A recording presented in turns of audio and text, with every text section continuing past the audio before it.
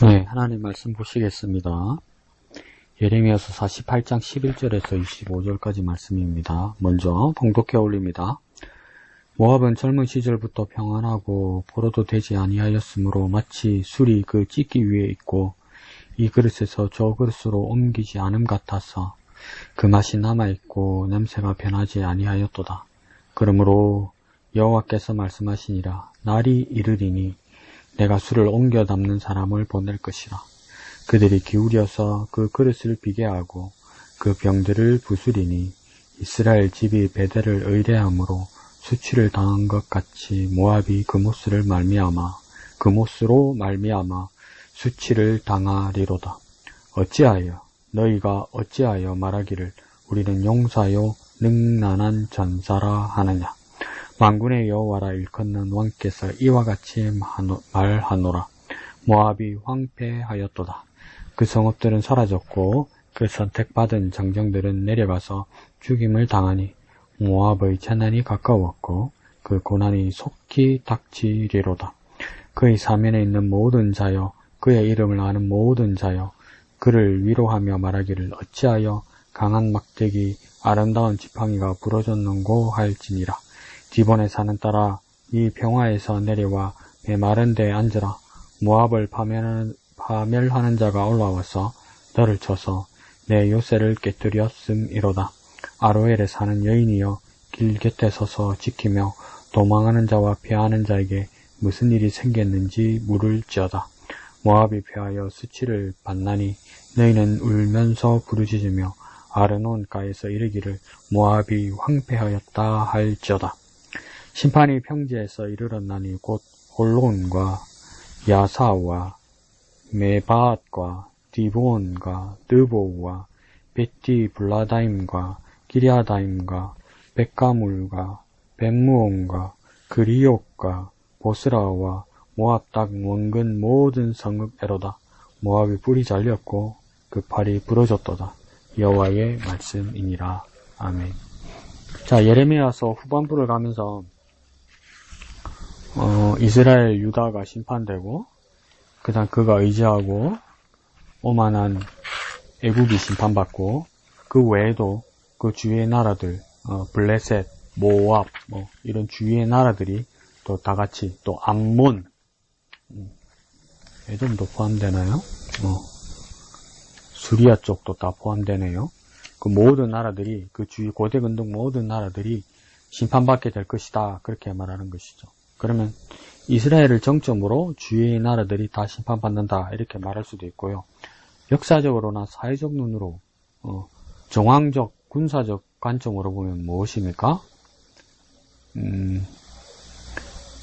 바빌론이 곧 느부갓네살 왕이 이 주위를 모두 정복한다. 소위 나름의 차나 통일을 한다. 그런 분위기로 가는 겁니다. 그래서 한쪽 지역에서 그렇게 이제 정벌 당하는 거로 끝나는 것이 아니라 주위가 다 영향을 받는다는 것이죠. 그러면 오늘 21세기를 우리가 가만히 바라보고 있으면 총칼의 전쟁뿐만 아니라 경제전쟁, 문화전쟁 이런 말들이 그냥 은유적 수사적 표현이 아니라 문학적 표현이 아니라 진짜 실제로 전쟁이 일어나고 있다는 것이죠. 더 비근한 예로 문화전쟁은 여러분이 젖혀두고라도 경제전쟁은 심각한 상황이죠. 경제는 돈의 문제고 돈의 문제는 무엇입니까? 생존의 문제와 연결되어 있기 때문입니다. 진짜 돈의 문제는 죽고 사는 문제와 연결되어 있죠. 돈이 뭐가 중요해. 근데 돈 때문에 죽고 살죠. 돈 때문에 죽고 살기도 하고 자존심 때문에 그 자존심 권력 때문에 죽고 살기도 하지만 무엇입니까?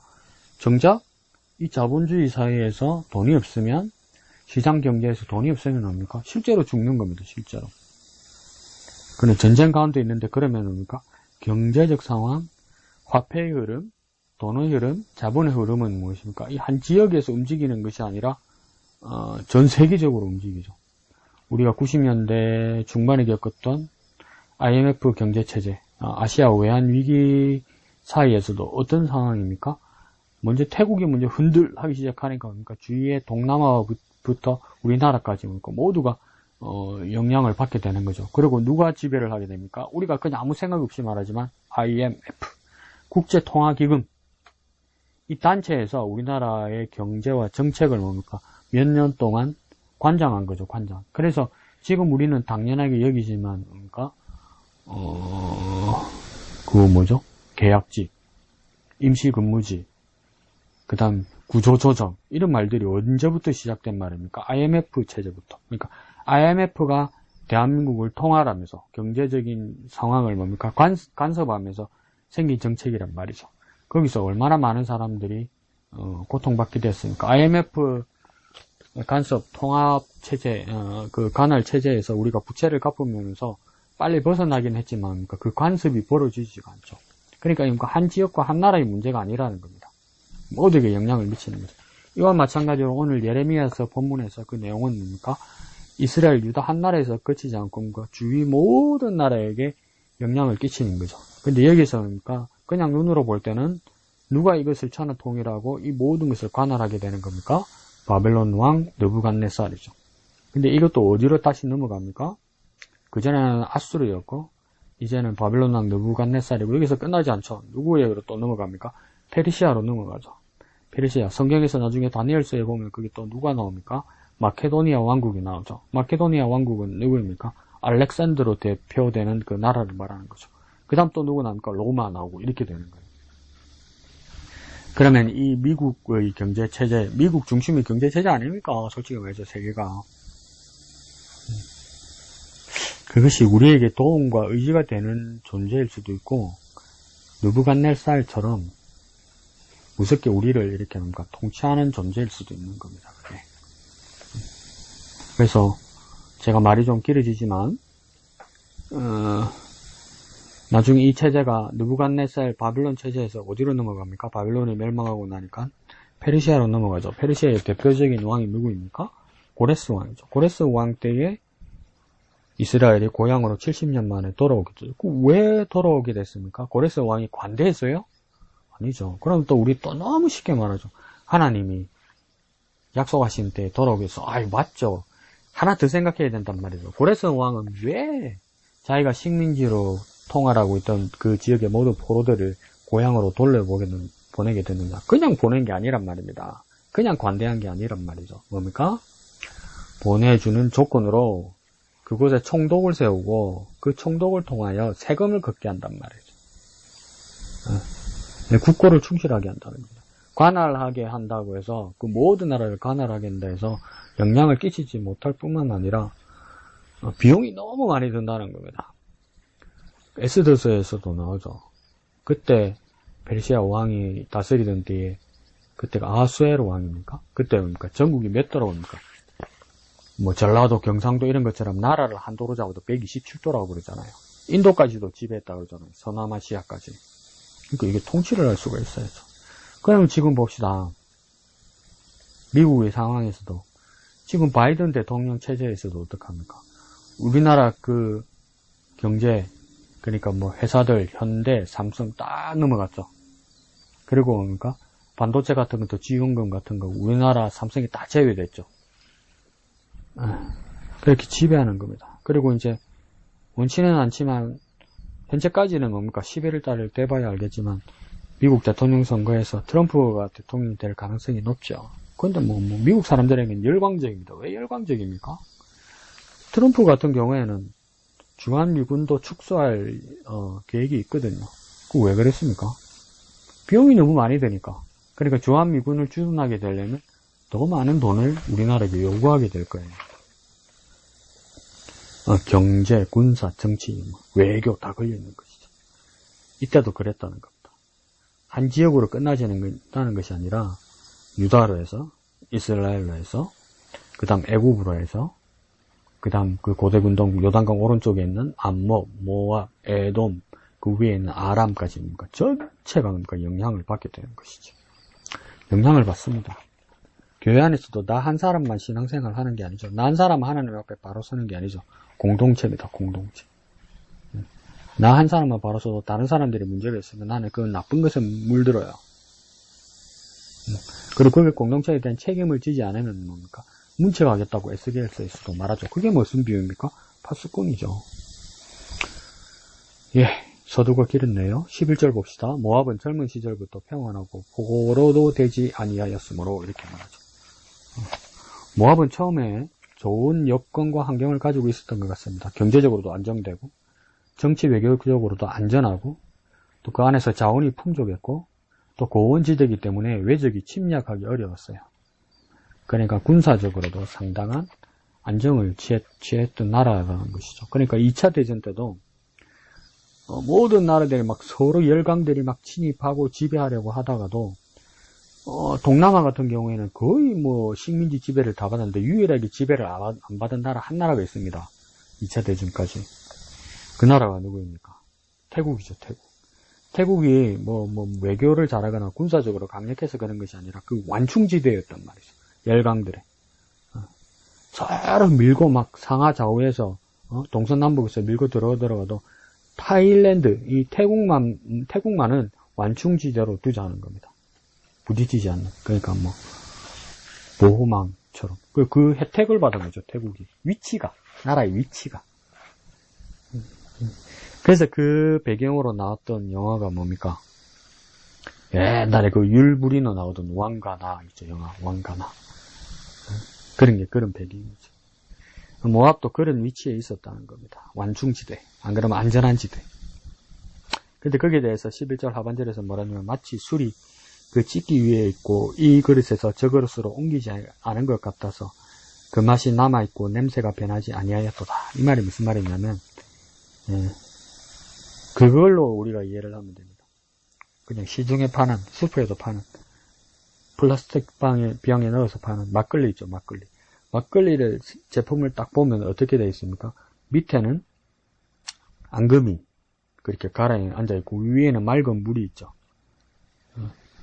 그렇게 이렇게 두 부분으로 나눠져 있죠. 그래서 어떤 분들은 기호에 따라서 이걸 잘 흔들어서 섞어 먹는 사람이 있고 어떤 사람들은 어떡합니까? 이걸 흔들지 않고 위에 맑은 물 그것만 이렇게 부어서 먹는 사람이 있죠. 맛이 다르고 기호가 다른가 봐요. 근데 또 어떻게 말하면 뭡니까? 술을 거른다고 그러잖아요.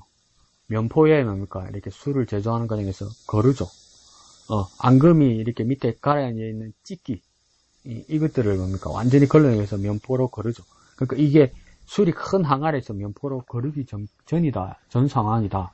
모압이 그와 같다 이 말입니다. 그러니까 위에 맑은 물만 뭐 보고 깨끗하다, 안정하다, 괜찮다 이게 아니고 밑에 뭡니까? 찢기와 같은 위험성이 언제나 내포되어 있다 이랍니다. 위험하다는 겁니다. 더 쉽게 어떻게 말해볼까요? 우리가 잘 먹는 식혜 있죠, 식혜. 식혜도 뭡니까? 밑에 밥알과 그 원성분이 이렇게 딱 깔아앉아 있죠. 그래서 어떤 사람들은 잘 흔들어서 섞어 먹는 사람이 있고, 편식하는 사람은 그 위에 물만 먹는 사람이 있죠. 지금 그런 상황이라는 겁니다. 근데 이렇게 병이나 캔 컵으로 돼 있으면 이렇게 쭉 마시면 나중에 어떻게 됩니까? 이렇게 쑥 올라와 버리죠. 밑에 있는 것이. 그뿐만 아니라 이 그릇, 안 그러면 이 항아리에서 저 그릇으로 옮기려면 이렇게 빈 그릇으로 옮겨야 되잖아요. 찬 그릇에서. 그러면 뭡니까? 밑에 있는 찢기 앙금이 뭡니까? 이렇게 뒤집어져서 쏙 올라오죠. 그러면 뭡니까? 이렇게 섞이게 되죠. 나쁘게 말하면 혼탁하게 되죠. 근데 아직은 그렇게 거르지 않았기 때문에 뭡니까? 그 맛이 남아있고 냄새가 변하지 아니한다. 지금은 괜찮다는 겁니다. 위에 맑은 술만 보인다는 거죠. 그런데 이 상황이 어떻습니까? 어쩐지 모압의 안정은 불안하고 언젠가는 뒤집어질 것이다. 불안한 평화란 말이에요. 솔직히 말해서 불안한 평화. 언젠간 터질 거라는 거죠. 왜요? 밑에 찢기가 깔아앉아 있으니까 언젠가는 뒤집어질 테니까 옮길 때. 12절에 그러므로 여호와께서 말씀하시니라 날이 이르리니 내가 술을 옮겨 담는 사람을 보낼 것이라 이렇게 해서 하나님이 정한 날이 있다는 겁니다. 그걸 소선지시에서는 여러 가지 말로 쓰는데요. 그 날이라고 표현하기도 하고 마지막 날이라고 표현하기도 하고 우리가 해석하면 심판의 날이기도 하고 멸망의 날이기도 합니다. 그날이 어떤 일이 일어나냐면 내가 곧 하나님이 술을 옮겨 담는 사람을 보낼 것이다. 그러니까 이 항아리에서 저 항아리로 이 병에서 저 병으로 옮겨 담을 거란 거예요. 그러면 밑에 있는 것이 뭡니까? 부르륵 이러면서 뭡니까? 거꾸로 다 먼저 이렇게 당기겠죠. 그럼 막 혼탁하게 되겠죠. 불투명하게 되겠죠. 그럼 이 술을 옮겨 담는 사람을 보낼 때 이 사람은 누구입니까? 여기서는 보면 하나님이 보내신 심판자 바벨론 왕 느부갓네살이 되는 겁니다. 그래서 그들이 기울여서 그 그릇을 비게 하고 그 병들을 부술 것이다. 그러니까 원래 술이 담겨 있어서 안전하고 괜찮다는 그 환경이 보장되지 못한다는 겁니다. 그리고 나중에 비게 된다는 겁니다. 모압도 결국은 어떻게 됩니까? 안정한 것이 아니라 모든 것이 뺏기고 약탈되게 될 거라는 겁니다. 뿐만 아니라 그 병들을 부수리라, 깨버릴 거라는 겁니다. 징벌하고 심판할 것이다 이 말이죠. 무용하게 더 이상 쓰임받지 못하게 만들 것이다 이렇게 말하는 거죠. 자 13절에요. 이스라엘 집이 베델을 의뢰함으로 수치를 당한 것 같이 모압이 그 못으로 말미암아 수치를 당하리로다. 이스라엘 집이 베델을 의뢰함으로 수치를 당했다. 이 말은 무슨 말이냐면 이스라엘이 남북 왕국으로 갈려지게 될 때 솔로몬 이후로 남쪽은 결국은 나중에 르호보암 체제가 되고 북이스라엘은 여로보암 체제가 돼서 나중에 이제 레위 사람들과 제사장들과 신실한 사람들이 남쪽 예루살렘으로 절기를 따라 하나님을 섬기러 성전으로 가려고 할 때 가지 못하게 막고 나서 여로보암이 뭘 했습니까? 베델, 여기 베델요? 베델. 그리고 한 군데 더 있어요. 단 거기다가 뭘 만들었습니까? 금송아지를 만들었죠. 그 우상을 세우고 뭡니까? 예루살렘에 가지 말고 여기서 이 금송아지를 섬기라고 말했단 말이죠. 그러니까 그 금송아지가 베델의 금송아지가 단의 금송아지가 예루살렘의 하나님을 대신하더냐 이 말이죠. 그 금송아지를 의지하니까 어떻게 됩니까? 수치를 당했다는 것이죠. 부끄러움을 당하고 낙담하게 되고 실망하게 된다는 거죠. 왜요? 도움받지 못하니까, 지켜주지 못하니까. 근데 그 똑같은 일을 모압이 어떻게 했다는 겁니까? 그모스라는 신을 섬겼다는 거죠. 그러니까 모압 사람들이 섬기는 신입니다. 나중에 이게 얼마나 비참해지냐면 이스라엘 왕인가 유다 왕일까요? 히스기야 아버지 때쯤 될 거예요. 다메섹에 가서 그 우상들을 보게 되죠. 그러고 막 우상들을 예루살렘 성전에다가 모셔드린다 말하기 참 그렇다. 자기들 식으로 모셔드리고 막 숭배하게 되죠. 그뿐만 아니라 뭡니까? 역대 타락한 왕들이 뭡니까? 이 모압의 신들을 수입해와서 뭡니까? 섬기게 된단 말이에요. 하나님 대신, 때로는 하나님만큼 이렇게 섬기게 된다는 거예요. 그런데 이 그모스를 섬기고 제사하는 방법은 뭐냐면 정말 처참합니다. 뭡니까? 그 제물을 바치잖아요. 여기는 제사 방식이니까. 그러니까 짐승을 잡아서 그게 태워서 제사장이 태워서 올려 드려야 되잖아요. 그런데 이게 얼마나 이 사람들은 그모스를 섬기는 사람들은 극단적인지 자기 아들 자녀를 갖다 바칩니다. 미친놈들이죠. 그 당시는 그랬어요. 우리도 뭐 그 정도의 고대 사회에 살았으면 그걸 그렇게 했을 겁니다.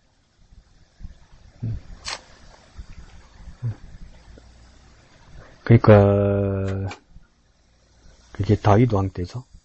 모압을 정벌하러 갔다가 모압이 그 수도 요바에서 그 위험을 당하자 어떡합니까? 그 모압의 왕이 자기 왕자를 그 모스에게 불이 태워서 바치니까 거기에 물러갔다고 이야기하잖아요. 이스라엘의 군사들도 그때 그 원인은 여러 가지로 이야기하지만 정말 그걸 따라하다니. 근데 그렇게 자기 자녀를 바쳐도 뭡니까? 응답하지 않더라는 거예요. 그 모스가. 왜요? 그 모스는 우상이니까. 우상이란 말은 뭡니까? 진짜 있는 게 아니니까. 그래서 수치를 당할 것이다. 너희가 어찌하여 말하기를 우리는 용사요 능란한 전사라느냐. 그 모스로 말미암아. 그리고 우리가 잘해서 이 안전을 지켰으니 그건 다 내 덕이다. 누가 이렇게 말하고 있다는 겁니까? 용사와 전사들이 그렇게 말한다는 겁니다. 근데 15절에 말씀하실 때 하나님의 칭호에 대해서 또 특별한 칭호로 이렇게 하나님께서 선언하십니다. 뭐랍니까? 만군의 여호와라 일컫는 왕께서 이와 같이 말하노라 이러죠. 여호와 하나님이 어떤 분이라고 이야기했냐면 15절에서 만군의 여호와다 이러죠. 만군이란 말은 한자어 그대로 말해도 뭡니까? 모든 군대의 사령관이다. 지휘자다. 주인이다. 이 뜻이에요. 그러니까 너희들은 너희 스스로 용사고 힘있고 권력 있다고 생각하지만 아니 세상의 모든 군사들의 그보다 더 월등하고 막강한 영적, 육적, 사회적, 문화적, 종교적, 신앙적, 믿음적 아니 온 우주에 온 영체에 아니 모든 물질적인 것에 물리적인 것에 그 군대의 사령관이 지휘자가 주인이 누구냐는 거예요. 창조주 하나님이라는 거예요. 그 하나님을 말하기 위해서 만군이라고 쓰는 거예요. 만군의 여호와. 그 모든 군대들의 주인이 되신 여호와께서 말씀하신다. 대선언하십니다. 뭐라고 말합니까? 15절 중간에 모압이 황폐하였도다. 멸망할 거라는 겁니다. 그 성읍들은 사라졌고 그 도시들 그건 무너지고 선택받은 장정들은 내려가서 죽임을 당한다. 장정이란 뭐 어디에 나왔습니까? 장정은 비슷한 말이 14절에죠. 용사다, 전사다. 이게 그 장정과 같은 말이죠. 그죠? 군사, 용사, 전사들 다 너무가 자만하고 교만하고 자라가던 사람들요. 다 죽임을 당한다는 겁니다. 16절에 모압의 재난이 가까웠고 그 고난이 속히 닥치려도다. 이거 재난하고 고난만 이렇게 밑줄을 쳐서 이렇게 가만히 보고 있어도 재난이 지나가면 끝난 줄 알았는데 뭡니까? 고난이 또 따라오더라 이 말입니다. 재난으로 끝날 줄 알았는데 그래서 복구하려고 준비하고 있었는데 고난이 또 따라오더라는 것이죠. 완벽하게 초토화시키겠다는 계획인 겁니다.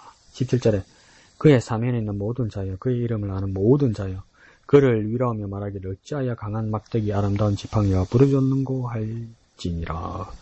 그러니까 이 사회가 목축 사회니까 시편 23편에도 다윗이 고백할 때 보니까 주의 지팡이와 막대기가 나를 안위하시나이다 이러죠. 그러니까 양날에 그 당시에 목자들은 양손에 두 개를 쥐고 있는데 하나는 지팡이 하나는 막대기입니다. 그래서 공격용 수비용 이 나무 큰 나무들을 가지고 있었다는 것이죠. 그것이 뭡니까? 다 부러지고 부서졌다는 겁니다. 군사력이 다 망가지고 멸망했다는 것이죠. 남아있는 것은 고난과 재난밖에 없다는 겁니다. 막대기도 없고 지팡이도 없어져 버렸다는 것이죠.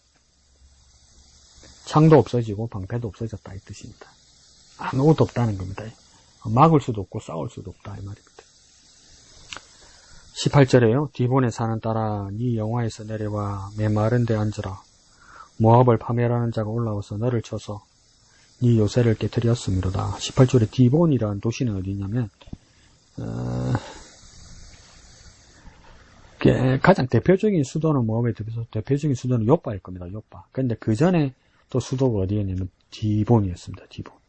그러니까 모압의 옛 수도죠. 고토죠. 고토. 우리로 따지면 뭡니까? 경성이라고도 부르기도 했고 다른 지역으로 따지면 뭡니까? 옛 수도. 개성도 있고 대전도 있고 부여도 있고 뭐 평양도 있고 경주도 있고 이런 말이죠. 그 서울이란 말이 어디서 나온지 아십니까, 여러분? 그 서울이란 말은 원래는 경상북도 경주 신라의 수도 그게 한글식 이름이 뭡니까? 서라벌이었죠. 서라벌. 그 15세기 훈민정음 언어로 하면 뭡니까? 서라벌. 벌이 그냥 비읍이 아니고 순경읍 비읍이죠. 순경읍 비읍. 순경은 비읍이 그 비읍 밑에 동그라미를 친 거죠. 그러니까 순경은 비읍이 나중에 뭘로 변하냐면 이형으로 변합니다. 이형으로. 그러면 뭡니까? 설아울 이렇게 되겠죠. 설아얼. 그게 연음이 되어서 뭡니까? 셔울 이렇게 되죠. 그게 한국말로 하니까 순수 한글로 하니까 뭡니까? 서울 이렇게 된 겁니다. 그러니까 이 서울이란 말은 경주 셔라벌, 셔울, 서울 이렇게 변한 거죠. 그 원전은 경주죠, 경주. 19절에 아로엘에 사는 여인이여 길 곁에 서서 지키며 도망하는 자와 피하는 자에게 무슨 일이 생겼는지 물어올지로다. 이 아로엘이란 도시는 그 모압의 전략적 요충지라고 합니다. 그러니까 우리나라로 따지면 평택, 주한 미군기지, 안 그러면 용산기지, 안 그러면 뭐 진해도 해군도시, 대전에 계룡부대, 뭐 이런 데 있죠. 이런 지역들이니까 다 털려버렸다는 것이죠. 사람들을 지켜주지 못하고 그 지역에서도 도망하는 사람들, 피난 가는 사람들이 꽉 차더라는 겁니다. 20절에 모압이 패하여 수치를 받나니 너희는 울면서 부르짖으며 아르논가에서 이르기를 모압이 황폐하였다 할지어다. 이 아르논이란 말은 아르논 가라고 이야기하잖아요. 가니까 어디 가겠습니까? 강가.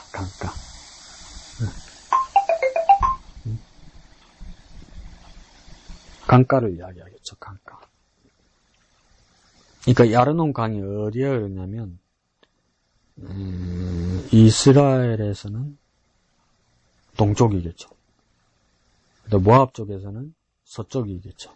그러니까 아닙니까? 모압 사람들이 서쪽으로 피어나서 왜요? 동쪽에서 바벨론이 침공해 오니까 밀려서 뭡니까? 국경 가까이 아르논 강 가까이 서쪽까지 밀려왔다 이 말입니다. 난민이 된 거죠. 난민. 21절에요. 심판이 평지에 이르렀나니 곧 홀론과 야사와 메밧과 22절에 디본과 느보와 벳디블라다임과 기랴다임과 백가물과 벳무온과 24절에 그리옥과 보스라와 모압 땅 온건의 모든 성읍에로다. 이러죠. 21절에 처음 시작할 때 심판이 평지에 이르렀다. 이 말은 뭐냐면 천벌이 뭡니까? 하늘에서 꽝꽝 천둥이라도 번개라도 꽝꽝 떨어지니까 뭡니까? 가장 가까운 산 꼭대기에 떨어지겠죠. 안 그러면 도시면 고층 빌딩 옥상부터 해서 팍 이렇게 떨어지겠죠. 근데 거기서 끝나지 않고 뭡니까? 높은 고원지대에서 시작해서 아래 마을까지 다 내려왔다는 겁니다. 위에서부터 아래로까지 싹 다 내려왔다는 거예요. 그래서 그 모압의 큰 도시, 유력한 도시 이름들이 다 나와죠. 그래서 모압 땅 원근, 멀고 가까운 모든 도시, 그러니까 큰 도시, 작은 도시 가리지 않고 모든 도시에 그 심판이 이르렀다 이 말입니다. 25절에 모압의 뿔이 잘렸고 그 팔이 부러졌도다. 여호와의 말씀입니다. 뿔이 상징하는 바는 뭐냐면 힘, 권세, 또 위급함, 다급한 사람들이 그게 뿔이 뭘 상징하냐면 구원. 그래서 그때 솔로몬이 왕위에 등극했을 때 도망가던 아도니아가 제단에 뿔을 잡았고 요압도 뿔을 잡았죠. 그죠? 그래서 한 사람은 구원받고 한 사람은 구원받지 못하지만 구원받으려고 할 때 모압의 그 모든 것이 사라졌다 이 말입니다. 힘도 사라지고 구원의 여망도 사라졌다. 그리고 그 팔이 부러졌다. 움직이지 못하게 됐다는 겁니다. 무기력하게 됐다는 겁니다. 군사가 팔이 힘을 쓰지 못하면요 무용지물이죠. 그렇게 돼버렸다. 왜 이렇게 된 겁니까? 모압에 대한 이야기니까. 1. 교만 때문이죠. 2. 금무서와 같은 우상을 숭배했기 때문이죠. 그럼 가장 키워드는 뭡니까? 교만과 우상 숭배죠. 누차 말씀드리지만 우상은 뭡니까? 우리가 다른 종교에 기이한다는 뜻만은 아닙니다. 내 주위에 우상은 정말 가까이 있습니다. 그러니까 내가 더 원색적 우리 삶에서 뭐랍니까? 자랑하지 말고 하나님이 아무거나 의지하지 말라는 겁니다. 그러면 똑같이 우리의 삶의 자리에서도 뿔이 잘릴 것이다. 힘이 없어질 것이고 구원도 받지 못할 것이다. 팔이 부러질 것이다. 아무것도 할 수 없는 무기력한 상태가 될 것이다. 그러면 이와 다르게 우리는 뭡니까? 겸손하게 하나님만을 바라보고 의지하는 저와 여러분이 되어야 될 것입니다. 그렇게 살아가는 저와 여러분 되시기를 예수님 이름으로 축복합니다.